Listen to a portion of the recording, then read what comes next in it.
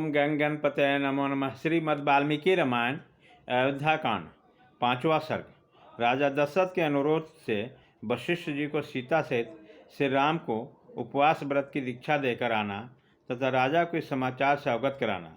राजा को अंतःपुर में प्रवेश। उधर महाराज दशरथ जब श्री रामचंद्र जी को दूसरे दिन होने वाले अभिषेक के विषय में आवश्यक संदेश दे चुके, तब अपने पुरोहित वशिष्ठ जी को बुलाकर बोले, नियम पूर्वक व्रत का पालन करने वाले तपोधन, आप जाइए और विघ्न निवारण रूप कल्याण की सिद्धि तथा राज्य के प्राप्ति के लिए बहुत सहित श्री राम को उपवास व्रत का पालन कराइए। तब राजा ने तथास्तु कहकर वेदवेता विद्वानों में श्रेष्ठ तथा उत्तम व्रतधारी स्वयं भगवान वशिष्ठ मंत्रवेता श्री राम को उपवास व्रत की दीक्षा देने के लिए ब्राह्मण के चढ़ने जूते जुताए श्रेष्ठ रथ पर आरूढ़ होकर श्री राम के महल की ओर चल दिए। श्री राम का भवन श्वेत बादलों के समान उज्ज्वल था। उसके पास पहुंचकर मुनिवर वशिष्ठ ने उनकी 3 डोरियां में रथ के द्वारा प्रवेश किया। वहां पधारे हुए उन सम्मानीय महर्षियों का सम्मान करने के लिए श्री रामचंद्र जी की बड़ी उतावली के साथ वेगपूर्वक घर से बाहर निकले। उन मनीषी महर्षि रथ के समीप शीघ्रतापूर्वक श्री राम ने स्वयं उनका हाथ पकड़कर उन्हें रथ से नीचे उतारा। श्री राम के प्रिय वचन सुनने के योग्य थे। उन्होंने इतना विनय देकर पूज्य जी ने कहा, बस कहकर पुकारा और उन्हें प्रसन्न करते हुए उनका हर्ष बढ़ाते हुए इस प्रकार कहा, श्री राम, तुम्हारे पिता तुम पर बहुत प्रसन्न हैं, क्योंकि तुम्हें उनका राज्य प्राप्त होगा। अतः आज की रात में तुम वधू सीता के साथ उपवास करो।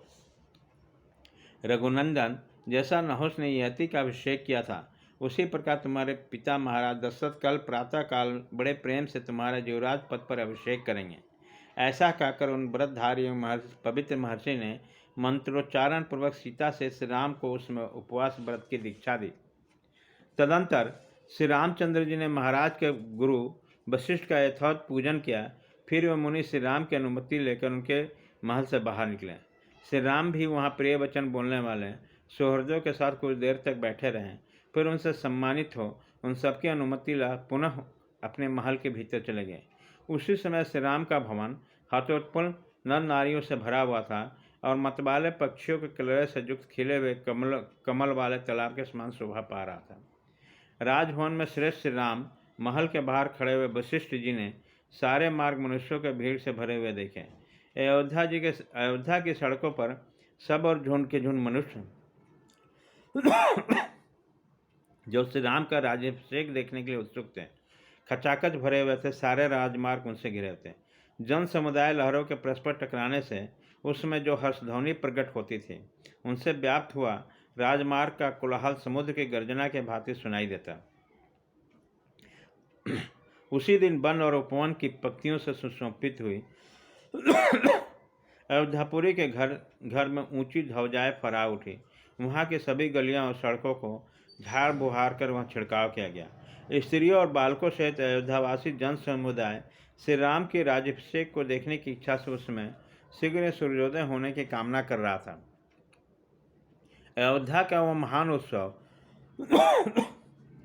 प्रजाओं के लिए अलंकार रूपी और सब लोगों का आनंद बढ़ाने वाला था, क्योंकि वहाँ सभी मनुष्य उसे देखने के लिए उत्कंठित ही रहे थे। इसी प्रकार मनुष्यों के भीड़ से भरे हुए राजमार्ग पर पहुंचकर पुरोहित जी जन समूह को एक और करते हुए धीरे धीरे राजमहल की ओर गए। सफ़ेद श्वेत जलस खंड के समान सुशोभित होने वाले महल के ऊपर चढ़कर वशिष्ठ जी ने राजा दशरथ से उसी प्रकार मिले जैसे बृहस्पति देवराज इंद्र से मिल रहा। उसे आया देखकर राजा सिंहासन छोड़कर खड़े हुए पूछने लगे, मुने, क्या आपने मेरा अभिप्राय सिद्ध कर लिया? वशिष्ठ जी ने उत्तर दिया, हाँ, कर लिया। उसी समय वहाँ उस समय बैठे हुए अन्य सभासद भी पुरोहित के समाचार करते हुए अपने अपने आसनों से उठकर खड़े हो गए। तदंतर गुरु जी की आज्ञा लेकर राजा दशरथ ने उस जन समुदाय के विदा करके पर्वतों की कंदराओं में घुसने वाले सिंह के समान अपने अंतःपुर में प्रवेश किया। सुंदर वेशभूषा धारण करने वाले सुंदरियों से भरे हुए इंद्र सदन के समान उस मनोहर राजभवन को अपनी शोभा से प्रकाशित करने वाले राजा दशरथ ने उसके भीतर उसी समय प्रवेश किया जैसे चंद्रमा ताराओं से भरे हुए आकाश में पदार्पण करते हैं। इस प्रकार श्री वाल्मीकि निर्मित रामायण आदि काम के अयोध्याकांड के 5वां सर्ग पूरा हुआ।